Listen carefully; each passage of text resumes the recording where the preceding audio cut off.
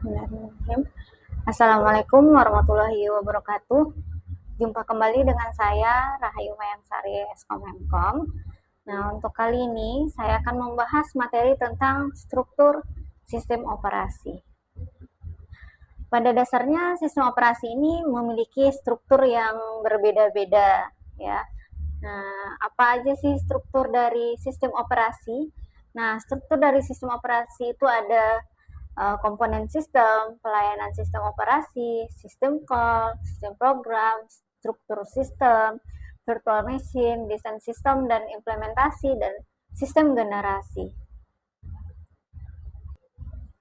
Oke, untuk yang pertama kita akan membahas tentang komponen sistem. Nah, komponen sistem itu terdiri juga dari beberapa bagian ya. Yang pertama yaitu manajemen proses, manajemen memori utama, manajemen file, manajemen sistem I/O, manajemen sekunder, jaringan, sistem proteksi, dan command interpreter sistem. Nah, lanjut ke bagian pertama dari komponen sistem yaitu manajemen proses.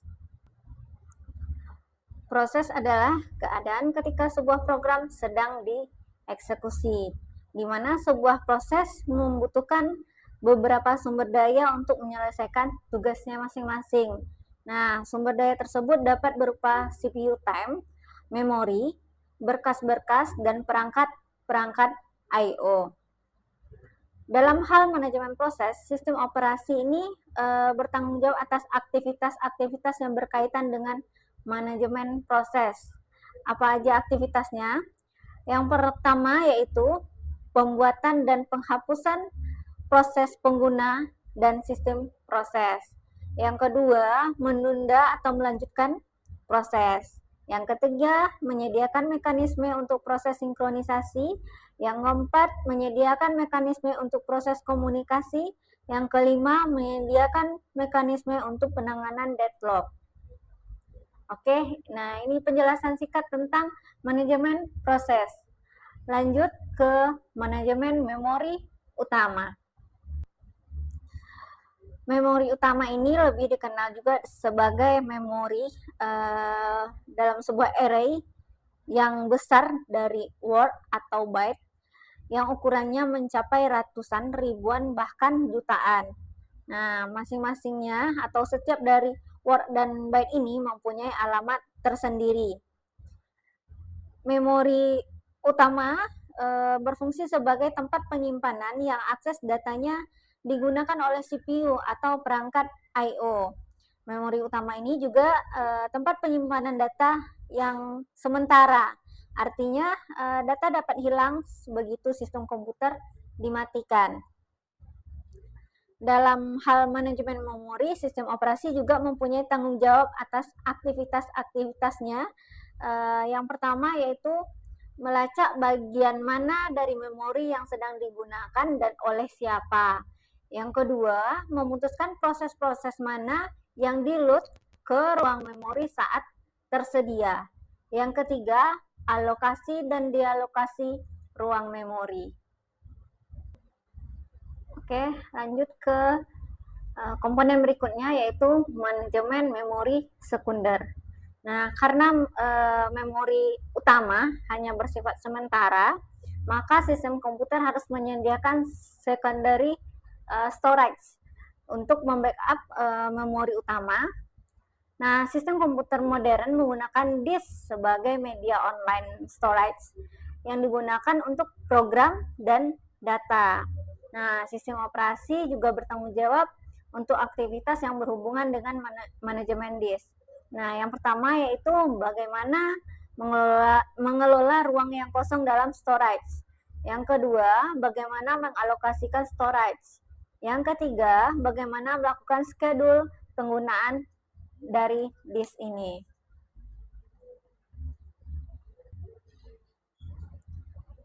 Oke, lanjut ke manajemen file. Nah, file adalah kumpulan informasi yang berhubungan sesuai dengan tujuan pembuat file tersebut.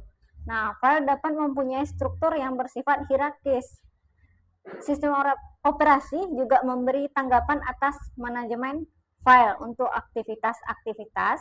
Yang pertama yaitu pembuatan dan penghapusan file. Yang kedua, pembuatan dan penghapusan direktori. Yang ketiga, mendukung primitif manipulasi file dan direktori. Yang keempat, pemetaan file dalam secondary storage. Yang kelima, backup file dalam media yang stabil. Nah, itulah aktivitas yang dilakukan oleh manajemen file, ya. Lanjut ke manajemen I/O. Manajemen I/O ini disebut juga dengan device manager yang menyediakan device driver yang umumnya sehingga operasi I/O dapat seragam. Sistem operasi juga memberikan tanggapan terhadap manajemen I/O untuk aktivitas. Yang pertama, sistem buffer dan caching. Yang kedua, antarmuka device driver secara umum. Yang ketiga, driver untuk device hardware tertentu. Nah, ini adalah pembagian dari manajemen I/O. Oke, komponen berikutnya yaitu jaringan atau sistem terdistribusi. Nah, sistem terdistribusi adalah kumpulan beberapa prosesor yang tidak membagi memori atau clock. Nah, masing-masing prosesor mempunyai memori sendiri. Prosesor di dalam sistem dihubungkan melalui suatu jaringan komunikasi dan komunikasi berlangsung dengan menggunakan suatu protokol. Nah, sistem distribusi juga menyediakan akses user untuk berbagai sumber daya sistem. Akses terhadap sumber daya yang digunakan bersama mengizinkan yang pertama yaitu mempercepat proses komputasi, yang kedua peningkatan ketersediaan data, yang ketiga peningkatan keandalan. Lanjut ke komponen berikutnya yaitu tentang sistem proteksi. Nah, proteksi mengacu pada mekanisme untuk mengontrol akses yang dilakukan oleh program, prosesor, atau pengguna ke sistem sumber daya. Mekanisme proteksi harus yang pertama dapat membedakan antara penggunaan yang sudah diberi izin dan yang belum. Yang kedua, menetapkan kontrol untuk diterapkan. Yang ketiga, menyediakan tujuan dari pelaksanaan proteksi. Oke, Command Interpreter System. Nah, di sini sistem operasi menunggu instruksi dari pengguna. Program yang membaca instruksi dan mengartikan control statement pada umumnya. Command Interpreter memungkinkan sistem berkomunikasi dengan user melalui perintah-perintah menjalankan proses yang telah didefinisikan parameternya serta melakukan respon OS menunggu instruksi dari user.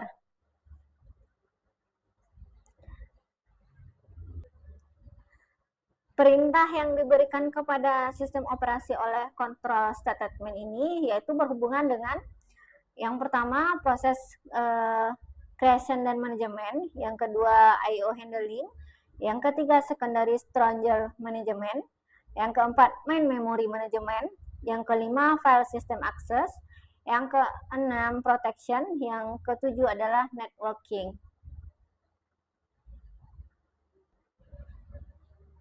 Oke, kita masuk ke struktur sistem operasi yang kedua, yaitu pelayanan sistem operasi. Eksekusi program adalah kemampuan sistem untuk load program ke memori dan menjalankan program. Operasi I/O, pengguna tidak dapat secara langsung mengakses sumber daya perangkat keras. Sistem operasi harus menyediakan mekanisme untuk melakukan operasi I/O atas nama pengguna. Sistem manipulasi file adalah kemampuan program untuk operasi pada file. Komunikasi adalah pertukaran data atau informasi antara dua atau lebih proses yang berada pada satu komputer atau lebih. Nah, sistem operasi memberikan pelayanan kepada programmer sehingga pemrogram dapat dengan mudah melakukan hal sebagai berikut. Yang pertama yaitu eksekusi program, di mana sistem harus dapat memanggil program ke memori dan menjalankannya. Yang kedua, operasi-operasi I/O. Nah, pada saat running program, kemungkinan dibutuhkan I/O, mungkin berupa file atau peralatan dari I/O. Selanjutnya, manipulasi sistem file, yaitu kapabilitas program untuk membaca, menulis, membuat, dan menghapus sebuah file. Yang keempat yaitu komunikasi, yang kelima yaitu mendeteksi kesalahan. Sistem harus menjamin kebenaran dalam komputasi dengan melakukan pendeteksian error pada CPU dan memori, perangkat I/O atau pada user program. Oke, lanjut ke sistem call. Sistem call adalah bagian dari struktur sistem operasi yang ketiga. Nah, di mana sistem call ini menyediakan penghubung antara proses menjalankan program dan sistem operasi. Biasanya tersedia dalam bentuk instruksi bahasa assembly, dan bahasa assembly digantikan untuk sistem programming agar mengizinkan sistem call dibuat secara langsung. Nah, ada langkah-langkah untuk membuat sistem call itu sendiri. Yang pertama yaitu pass and beside, pass dan buffer, pass FD, panggilan dibaca, meletakkan kode untuk dibaca oleh register, trap di kernel, masuk ke grab, SCS call handler, kembali ke posisi dipanggil, masuk ke increment SP, yang terakhir yaitu increment SP. Nah, ini ada 11 langkah-langkah untuk membuat sistem call. Nah, sistem call ini dikelompokkan juga dalam 5 kategori. Yang pertama yaitu kontrol proses, yang kedua manipulasi file, yang ketiga manipulasi device, yang keempat informasi lingkungan, yang kelima komunikasi. Oke, lanjut ke struktur yang keempat, yaitu tentang sistem program. Nah, sistem program menyediakan lingkungan yang nyaman untuk pengembangan dan eksekusi program. Nah, kebanyakan user melihat sistem operasi yang didefinisikan oleh sistem program dan bukan sistem call sebenarnya. Nah, di sini sistem program dibagi menjadi beberapa kategori. Yang pertama yaitu manipulasi file, yaitu meliputi membuat, menghapus, mengcopy, rename, print, dump, list pada file dan direktori. Yang kedua, status informasi, yaitu meliputi tanggal, waktu, penggunaan memori atau disk, dan banyaknya user. Yang ketiga, modifikasi file. Yang keempat, bahasa pemrograman yang mendukung. Yang kelima, pemanggilan dan eksekusi program. Yang keenam, komunikasi. Yang ketujuh, program-program aplikasi. Oke, lanjut ke struktur berikutnya, yaitu tentang arsitektur sistem operasi. Nah, arsitektur perangkat lunak merupakan struktur-struktur yang menjadi landasan untuk menentukan keberadaan komponen-komponen perangkat lunak. Nah, cara komponen untuk saling berinteraksi dan organisasi komponen dalam bentuk perangkat lunak. Arsitektur sistem operasi merupakan arsitektur perangkat lunak yang digunakan dalam membangun perangkat lunak sistem operasi.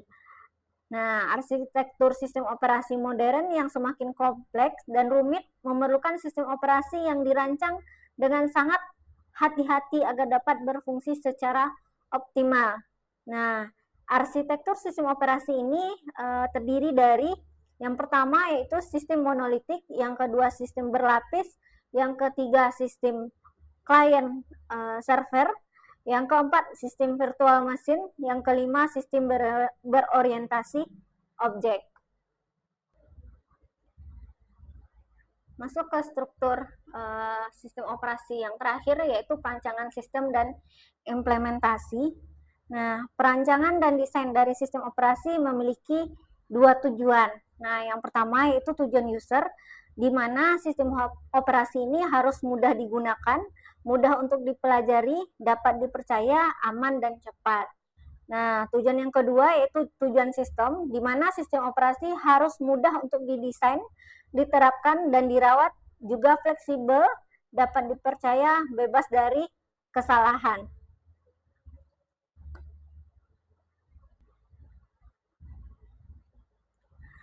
Mekanisme dan kebijakan dalam perancangan dari suatu sistem itu, yang pertama itu mekanisme menentukan bagaimana cara melakukan sesuatu, kebijakan memutuskan apa yang akan dilaksanakan.